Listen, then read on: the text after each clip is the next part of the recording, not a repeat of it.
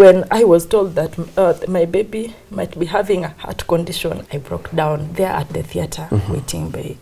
Because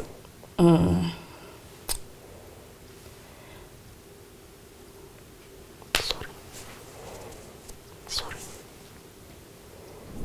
someone told me that my son is bastard. No. There's an author who said that they're not illegitimate children. There may be legitimate parents, but not children. So he's not. He has you, and he has your brother. The way he's handsome, I see. And his dad is telling me that if I can't take responsibility, I give him up for adoption.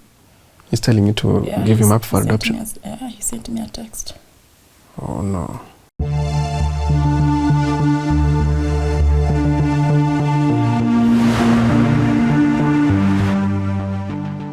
Tuko family, how are you doing? My name is Wangechi, and this is another episode of my story. Now, we are in Ngong, a very cold place, but we are heading to Kiserian to go and meet our guest. Now, for a moment, do you know where your heart is located in your body? On the left side of your body, right? Now, our guest today is a baby, but his heart is on the right side of the body. Let's get to hear more of this story from his mother, Mercy Akinyi.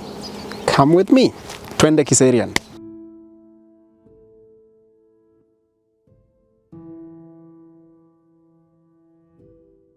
My name is Mercy Akinyi Aboge. Yeah. And we are here because you're a mother. Yeah, I'm a mother. Yes. A mother of one. A very handsome boy. Yes. What's the name? Mitch Israel. Mitch? Israel. Mitch Israel. Yeah. Wow, great. Now, what do you do? Currently, I don't have a job. Like, I'm not employed, but I'm trying to do something online. I'm trying to sell clothes, the men, ladies, and kids. But I don't have like a stock or a shop. So I have a few friends who have shops and WhatsApp group. So when they post their item, I post on my side. Then when I get an order, I buy from them. Yeah, and I make a profit out of it. That is a very nice thing to do, because you see we are also digital. Yeah. So I don't know how we can help one another. Anyway, we are here because of Mitch's story. Yeah. Would you tell us what happened? How did you find out? And how you are moving on and such like things? Okay, Mitch, from pregnancy, I had a very tough pregnancy because I had some other complications, health complications. I had fibroids. So it being that it was a tough journey, I always prayed for a healthy baby. Yeah, and of course that's a prayer for any mother to have a healthy baby after all that.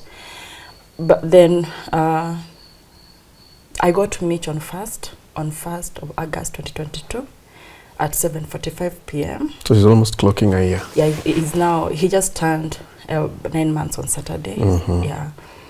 Then he was born. I had a normal delivery, and everything seemed okay at first. Okay, it being a first mother, I didn't, of course I had some other questions, the way he was breathing, but when I asked my in-law, the wife to my brother, I think it has been long because the last born is now in grade 5. So for her also it seemed normal. So since I got that from her, that maybe it's a way a newborn might be breathing, so I thought like, it's okay then. So could you explain to us how, what did you notice different? Okay. Or how was he breathing? When he's breathing, there's a gap between the, okay, they call it in drawing.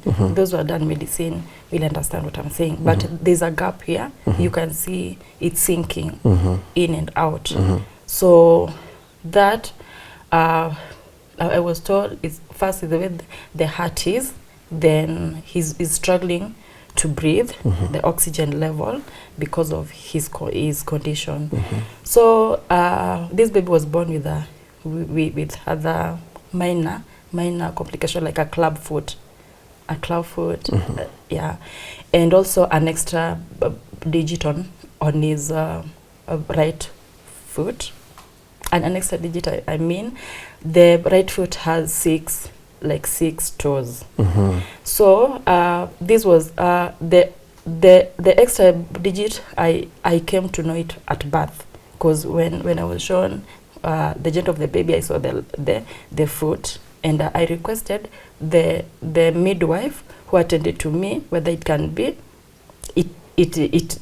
be dealt with before I got discharged. But when he was returned to me, I was told they can't tie it, because most cases an extra digit is always on the hand or the fingers, but now his was on the leg. So I was told it cannot be tied because he has it has a bone, so it can't fall off by tying. So he had to go through a minor surgery. Was that done? There's minor surgery? No. Okay. Now that's what made us identify his condition now. So the clubfoot, I started attending the clubfoot clinic at Kenyatta by the time he was around 1 month. Cause it's something I didn't know it was a clubfoot, but I have a friend whose husband is a doctor. He's called Dr. Don Ogola.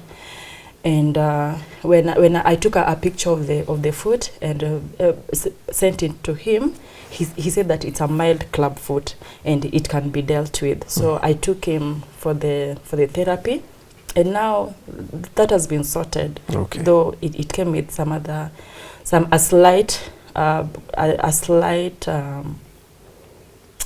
can say the therapy somehow made the leg to be somehow out, but that I'm told will be dealt with when he starts walking.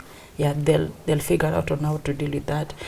So on February 13th, I was before admission, we started attending the clinic for the other extra digit, because in Kenyatta, every clinic has they deal like the club foot, and this extra digit is under orthopedic, but now their clinic are operating on different days. Like the clubfoot was the clinics are always on Thursdays. Then this one, the orthopedic, the one for the extra foot, is always on Wednesday. So like I've attended, like right now I think I know most corners in Kenyatta, because I've been there frequently for the clinics and other for the normal clinics and for the therapy. Now for the orthopedic, for the clinic for an extra digit, we were scheduled for a surgery. That was we were admitted on 13th February this year. Then when we were admitted, it was to go for the surgery on 14th, which we went through the procedure all by a nail of mouth. Of course, he really struggled through that, but again I felt pain when all that when the surgery didn't happen, after struggling fasting for like the last meal he took was around 3 a.m. and he was taken to the theater at noon. Now again he's coming back after all that fast. I felt pain as a mother. Yeah, as a mother. Yes. And when they took him to the theater at noon, and I was told to wait first at the waiting bay when they took him in. Then like after 30 minutes, 1 hour, they brought him back. So to me I was like happy he's awake, because I expected to be in a stretcher. When he was, but he was, yes, he was in a stretcher, but awake, moving and all that. So I was like, oh, it went well. But when a nurse called me. And then they told me, we were returning Mitch, and we are sorry we could not do the procedure because we noticed he has a problem. They identify, I think the monitors identified that the heart might be having a problem, but they didn't know what exactly it was. So I was told to go back to the ward with him and sent for echo to be done. Now on that was on 14th. So on 14th in the evening, the doctors who came in and checked on him, and that's when he was put on oxygen. He was on oxygen for 3 days. What did they tell you when they were putting him on oxygen? On oxygen, when they checked the pulse rates, the oxygen level was down, so he had to be on oxygen. And I remember when we were going for the echo, he was still on oxygen. Then after echo is when they recommended that now he can be discharged from oxygen. Yeah, so the results, the report from echo showed that his heart, it's a complicated heart. First, for most of us, I can say our hearts, it's supposed to be on the left, but now he's on the right. His heart is on the right side? Yes, instead of the left. So it means how the blood pumps, it's opposite. Yeah? Yeah. Then the heart has 2 holes, which there's one that is bigger than the other. Now, why they didn't do the procedure? Let me take you back. Why they didn't do the procedure? They brought him and told me that they identified he might have a problem in the heart, but that needs to be confirmed. Now they didn't put him to sleep, like. They had not given him anesthesia. Yes. So if they could have done that, most probably angeamka. Oh no. Yeah. So they had to confirm that his heart is okay for him to go back for the procedure. Now the report, the guys who did the echo told me that his heart, it's a complicated heart, being that the heart is on the right. Then those holes, it's something that they can't do a surgery on them to close them up. Now let me ask you that at this point, what was going through your mind when you were told that his heart is on the right side? No, first the news that they suspect the heart has a problem, I broke down. Oh no. I broke down there at the theater waiting bay, cause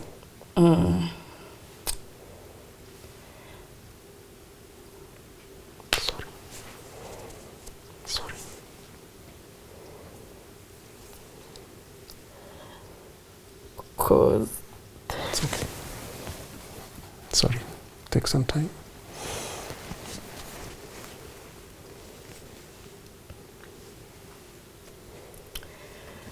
The pregnancy journey was tough on its own, and my prayer always, I have a few people who called me during the pregnancy, and I will tell them, having someone who has fibroids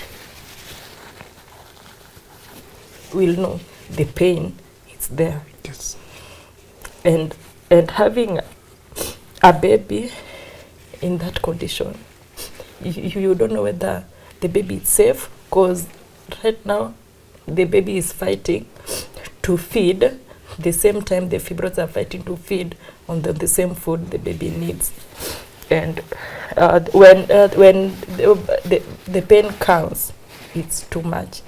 It's too much that at times you can't walk. So my prayer was always, as I told you, I always prayed for a healthy baby that I won't need to be in and out of hospital.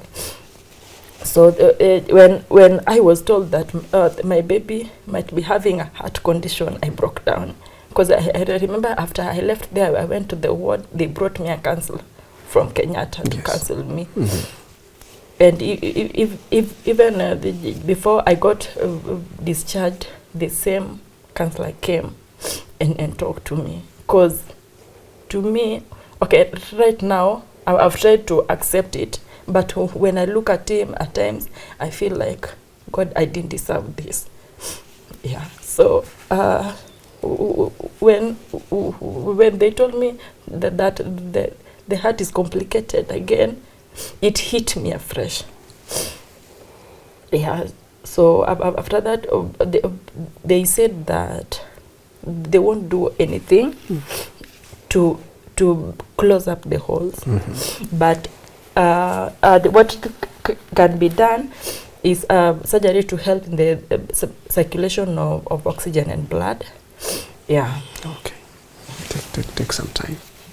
It will be well. But what was the feeling when you held him for the first time? I felt good. Yeah. I felt good. Have you rested since he was born? Okay, he's a calm baby. He's a very quiet baby. He'll rarely cry unless he's really distressed.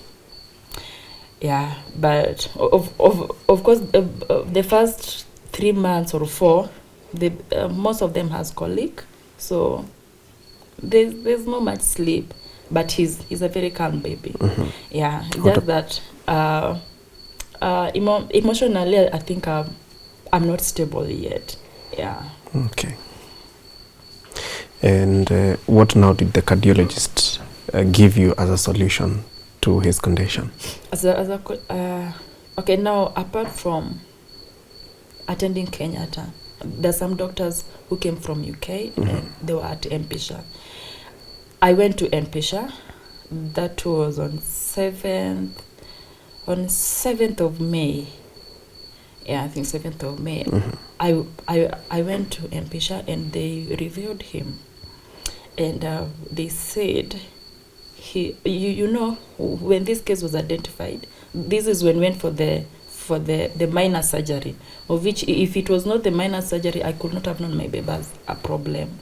So, and by then, he was already 4 months. So these doctors from UK said that his case, he could have had a first surgery maybe around the first month, because they say even if it was in UK, but by the time Mitch will be 6 months, he would have done 3 surgeries. So you know that young. Yeah, because it's a complex heart. Okay. Yeah, but now our case is different. Mine got diagnosed by the 4th month. Yeah, so they said that his case can't be handled locally, because even over in UK, if it was identified that at that age, it could not have been done in UK. They could have referred me to India. Okay. Yeah. His case, by now, he could have done maybe the first surgery, and since it's running late, he should have the first surgery urgently. Yeah.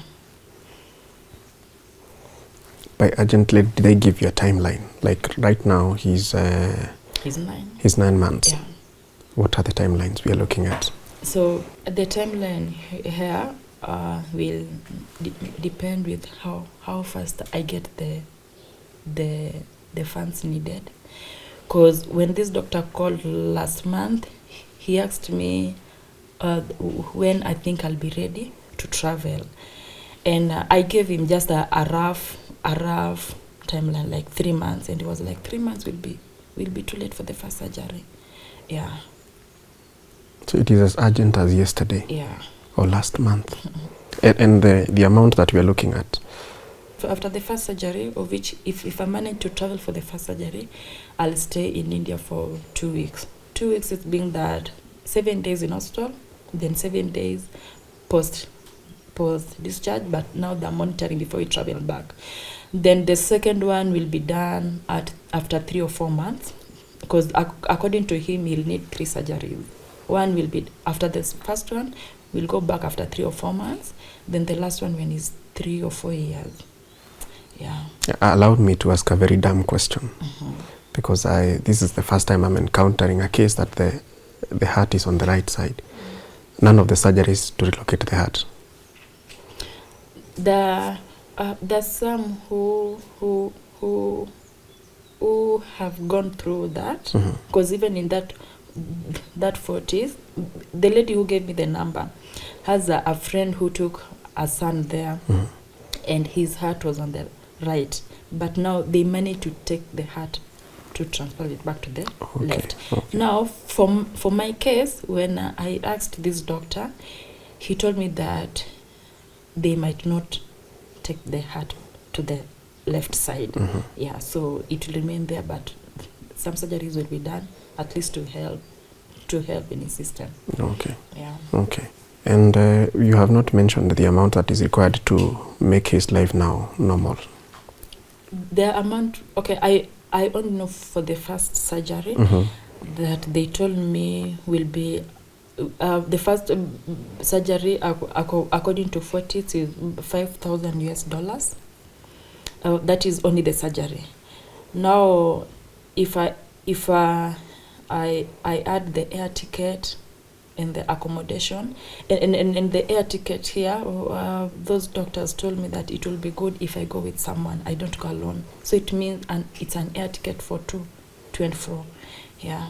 Okay. So roughly it's around 2M roughly, or it can be less, but around there.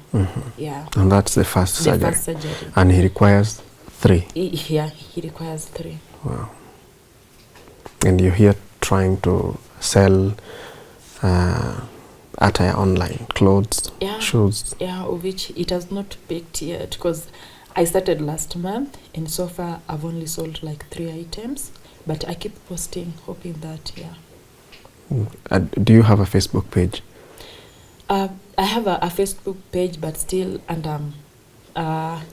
okay, the business that I have started, I've given it a name, and I name okay, it's called Easy Collection. Easy, the easy word has come from the name Israel. Yeah. So IG, if you go to IG, you'll get Easy Collection. But when I post it on IG, I've made a setting that it will go automatically to my Facebook page account. So my Facebook account is still Masirembo.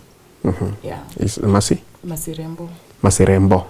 That's where we'll get all your items, so that we can at least support on Facebook. You. But on IG, if you search Easy Collection, you'll find all the photos that I post. Yeah. Have you done any fundraising, any collection of amounts? Yeah, I've a friend formed a WhatsApp group, and we added some people, of which some people saw the post. There's a friend of mine who posted Mitch story on Facebook, and some people through that they joined the group. Yeah. So there's some who are even supporting me. I don't know them, but I appreciate. Yeah. Okay. So on WhatsApp, I have an Mchanga account that I created, called something like this. If it goes around, some people might say that this is someone who is conning people. Please put out here now. Yeah. What's the account name on Mchanga? Account name, I don't have it offered, but I'll read it out. Yes. Yeah. Please. So on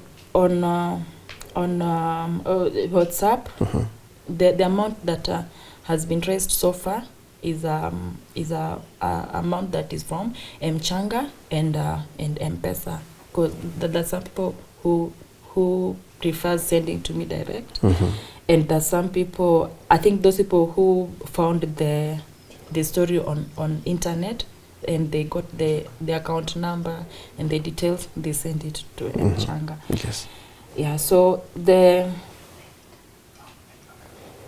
The Mchanga account, it's a pay bill number. It's 89 13 00 89 13 00. Then the account number is 72 045. Yeah. Okay. So yeah, and there's some who prefers to sending me on M-Pesa, because yes, at times you go to the Mchanga account and maybe it's hanging, or there are some people who are not familiar with it, so they struggle. Yeah, but the amount so far is 198,990. That is a combination of Mchanga and M-Pesa, which at least you're making progress, step by step, one step at a time, or here we should say 1 shilling at a time. And we hope that Mitch will get back to normalcy. It's my prayer. Yes, so that you can be the proud mother that you were when you held him for the first time. And do not give up. At least the doctors, cardiologists, or the specialists have given you a way that you can take to become the mother that you've always wanted. But there's something that you mentioned, and I would like you to maybe elaborate further. Carrying a pregnancy when you have a condition like fibroids, and you said that a friend told you it would be very difficult. Could you explain further? I know you're not a doctor, but at least you've had that experience. Okay. First, I didn't know I had fibroids, but when during the pregnancy journey, I managed to see a gynecologist. I think I had 2 sessions with him. Then I stopped going because I could not afford. And the person whom I thought would help me do that did not do that. I don't know if I expected too much from him. Yeah. So when the first time I came to know of it, I was 11 weeks pregnant, and it was just a random, because I went to RFH at night because I was in some pain, and we went to check what could it be and if the baby was safe, and that's when they realized I had fibroids, and there were 5, but 3 were big, and there was one that was even bigger than the baby. So after that, I started the clinics, then also as a session with the gynecologist. But now I asked the gynecologist the cause, and is it normal? The symptoms? How can someone know that I'm having fibroids? And the cause is not that known, but the symptoms, some of the symptoms are painful periods, and if you have a potty, because it tends to okay, it's something that grows, but maybe if you have fibroids, because of the hormones, they shoot up, so they compete with the baby on feeding and growing. Yeah. So okay, for me, I've always had painful cramps, but the potty, you might assume maybe you're taking a lot of junks, or so I didn't know if I didn't know I was having it until I got pregnant. But I thank God I had, because at that time I was told either it will be a CS or normal delivery, but I thank God I went through normal delivery. Okay. There's a question that you have triggered in my mind. Where is the baby's father? The baby's father, he's around and he's not around. He's around, but he's not in our life. He decided, according to the text that he's sending me, it's like he wants to be out of the picture or something. Could the condition be the reason? I don't know if that is if that is part of it, but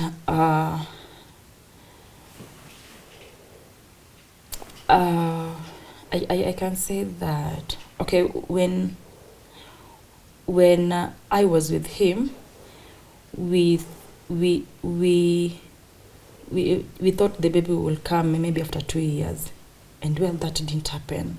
So when I told him the news, he was somehow disappointed because of the period that he thought will take before the baby comes. Yeah, so after that, he supported somehow. He helped with the money to go for the checkups. Like I said, I only saw a gynecologist twice. Then after that, he will say he doesn't have money. So I also say, it's okay. I'll keep the baby, and if all goes well, then I'll have the baby. You know. Mm-hmm. Yeah, but I will say he was not that supportive. Mm-hmm. Yeah, he was not that supportive.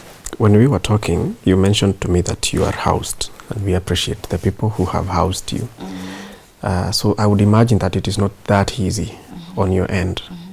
Do you think it would have been easy if he was present, supportive?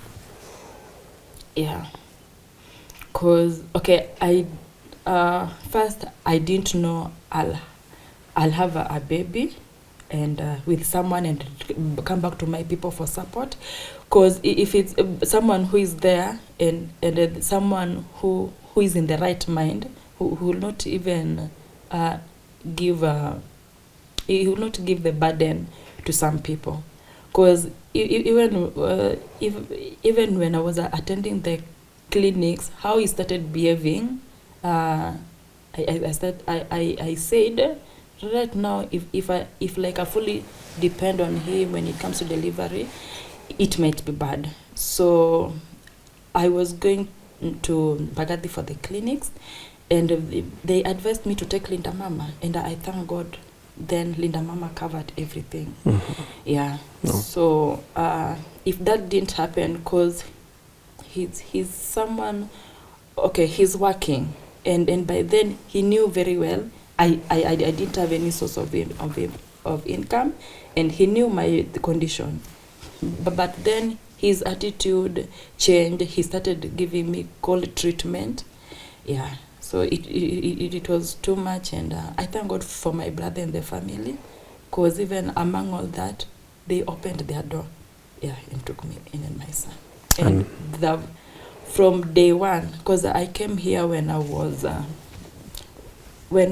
8 months pregnant, almost 9, mm-hmm. They took me in, and they cared for me through that period. And when I got the baby, now the baby is 9 months. They've always taken care of me.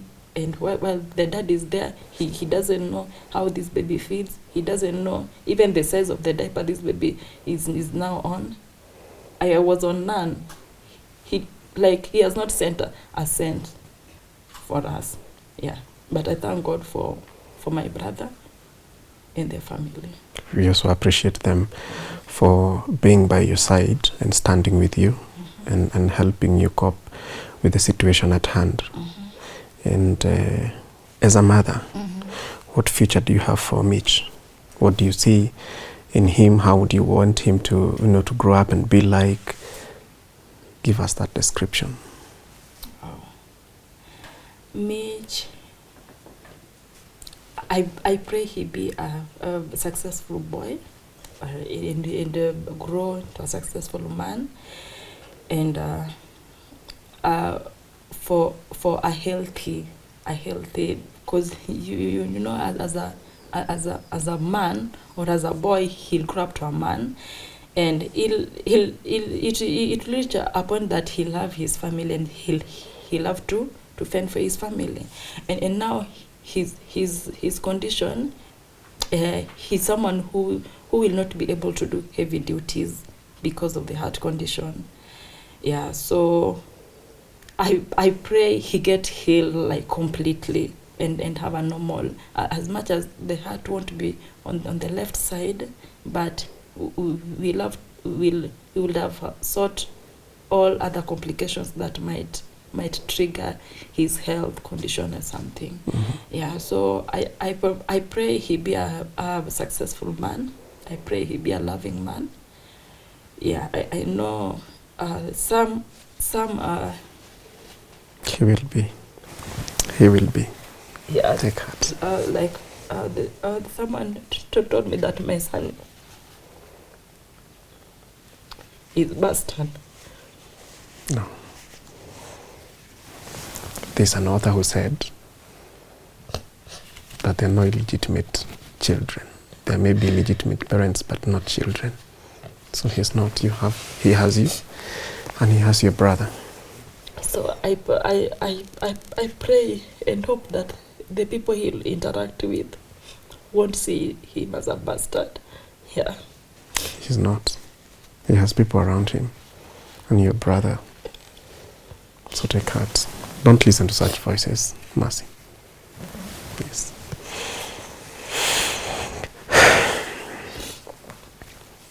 And there are people out there who would want to give you a word of encouragement, better words to motivate you, or even partner with you on the platforms that you're raising money on. Please give out your number, if you don't mind.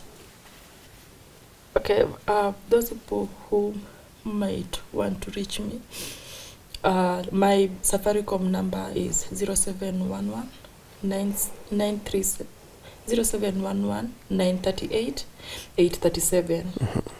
And please repeat that number. 0711 938 837. Okay. Yeah. It's registered under. And it's my number, so I registered it with my ID, so it will bring Akinyi Aboge. Yeah. Thank you. And you also mentioned you have Mchanga. Yeah. So people can check it out there. Yeah, people can check it out there. Yes. And those who would also wish to send it direct, yeah. That's okay. Yeah. They can also partner with you on your online business. Yeah. Yes. I'll really appreciate if I get people who I can sell to. At least with that, I'll also get something to meet my son's need. Yeah. All right.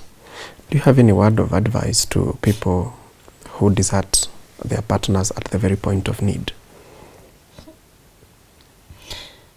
Okay, when you meet with someone, you know, at that age, all of us were brought under different environments, so everyone has a weakness.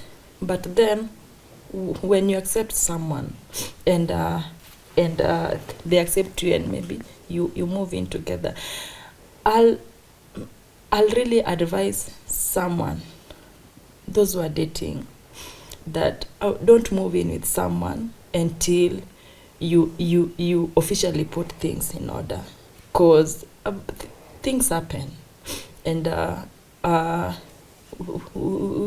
when you put things officially, like ours, it was not officially, but then he suggested of the AG thing, but my thought was like, he should go home first, at least know my people and make it official on my side. But I think the mistake I made, I can take that blame on me, is that I didn't share I thought of it, but I didn't tell him this is what I think. So for him, when he started changing, he was like, I refused to go to the AG. Maybe we could have gotten a cover, and that could have catered for my hostel bills and all that. So I will tell those who are dating, especially the young ladies and men, that don't move in with someone maybe that you've dated, you've known each other maybe for some time, don't move in with someone unless it's official. And if probably you also have a wedding, make it official, then you move in. At least with that, things will be much easier. But when you have someone who knows you and maybe she or he thinks that I can do this, and you want to go anywhere because this and this, or this how your background is and all that, it becomes a mess. Yeah. So what message would you have for Mitch's dad? My message to Mitch's dad, because he's someone who, he's not a first-time dad. So I don't know why he has decided to walk away from Mitch's life, or he doesn't want to associate with Mitch. But like any other child, he will love to experience love from both parents. And now that Mitch might not experience that from his side, or he might not offer, he might not show him love. But I have one request for him. Like the kids he has that are under his medical cover, Mitch also deserves a healthy life and deserves a cover. So if he thinks that I made a mistake from, because I get that I'm being blamed, I walk out from his house. So if he's taking me to be the one on the bad side, Mitch is very innocent, and he deserved love, he deserved care like any other child. So if he can support Mitch, not me, but his son. Yeah, because some might say Mitch is not his son, or he might say that's not my child, but Mitch is a copyright of his dad, like look alike. So if he can come in and support this child, at least to get treatment, and maybe so that in future he can also have a cover, he can also be covered, I really appreciate. But also, he should know that I felt very bad for the cold treatment, because I was staying with him and some other kids, and I took them like my own. I was caring for them. Oh, you did? Yes. When he was away, he trusted me with these kids. So the same way he trusted me with these kids is the same way he should also come in for his son. Yeah. How many kids were you taking care of? 2. 2? Yeah. And he's taking care of them? Yeah, he's living with them even right now. He's taking care of them. And I know he's someone who loves his kid. So even if one is sick, even if it is 2 a.m., he'll rush to the hospital. So the same sympathy for his kid, or the same love for his kid, should be the same one he should have for Mitch. Yeah. Absolutely. Thank you so much, Mercy, for sharing your story and Mitch's story. And we pray that he will get back to his health. That is our prayer as Tuko family. We're a family, so we also wish the very best to our family members. And now you have joined us, and we are glad, and we pray things will change, the story will change. We'll have a different story to tell some other time. I pray so. Thank you so much. Yeah. And you're a mother. You're his anchor right now. And we thank God that at least your brother is also there to hold your hand. Thank you so much. Thank you. Again, God bless you. And thank you for coming. You're welcome. Yeah. This is a family. We must come to share, to laugh with those laughing, and also be with those who are going through some tough times in life. That's what families are for. Yeah. Thank you. Yeah. Tuko family, that is the story of Mitch and the story of Mercy, Akinyi Aboge, and you've heard the journey that they've walked through since he was born. Up to now, he's 9 months. I had never heard of a heart that is on the right side. And now, in addition to that, it has some holes, and the fluid is leaking to the lungs. in one way or another, let's stand with Mercy and Mitch, because that is what we do best here at Tuko as a family. Until next time, that has been my story. That has been Mercy's story. My name is Wangechi. Goodbye. God bless.